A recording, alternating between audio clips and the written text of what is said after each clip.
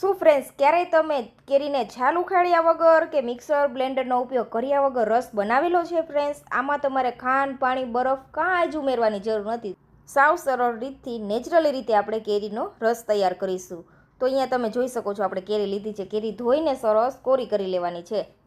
પછી કેરીના આ રીતે મોટા મોટા ટુકડા કરવાના છે. આ રીતે કેરી સુધારશો ને એટલે જરા પણ કેરી વેસ્ટેજ નહીં જાય અને છાલ પણ આસાનીથી અલગ થઈ જશે. તમે જોઈ શકો છો, કેરી મોટી મોટી જ આપણે આ રીતે કટ કરવાની છે. તો જેટલી કેરીનો રસ બનાવવો હોય તે મુજબ તમારે કેરીને કટ કરી લેવાની છે. હવે શું કરવાનું છે, આ રીતે એક મોટું વાસણ લઈ લેવાનું છે. તેના ઉપર આ રીતે કોઈ પણ પ્રકારનો એક જારો રાખી દેવાનો છે. સૂપ ગાળવાનો ગળનો પણ ચાલે, દૂધ ઢાંકવા માટેની જારી આવે છે તે પણ લઈ શકાય.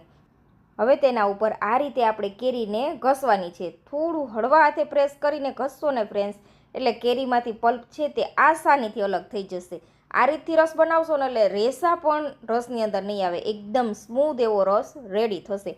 આ રસ ખાશો ને ફ્રેન્ડ્સ, એટલે બ્લેન્ડર મિક્સરનો રસ તો તમે ભૂલી જ જવાના છો. એટલો સરસ ટેસ્ટી રસ બનીને તૈયાર થાય છે અને ફ્લેવર પણ ખૂબ સરસ આવે છે. અને આવો જારો ન હોય ને તો આ રીતની ખમણી તો બધાના ઘરે હોય જ છે. તેમાં કેરીને ઘસશો ને એટલે ખૂબ જ સરસ એવો ટેસ્ટી રસ રેડી થઈ જશે. પાણી ઉમેર્યા વગરનો ખૂબ જ નેચરલી રીતે રસ બનેલો છે. તો જલ્દી ટ્રાય કરજો.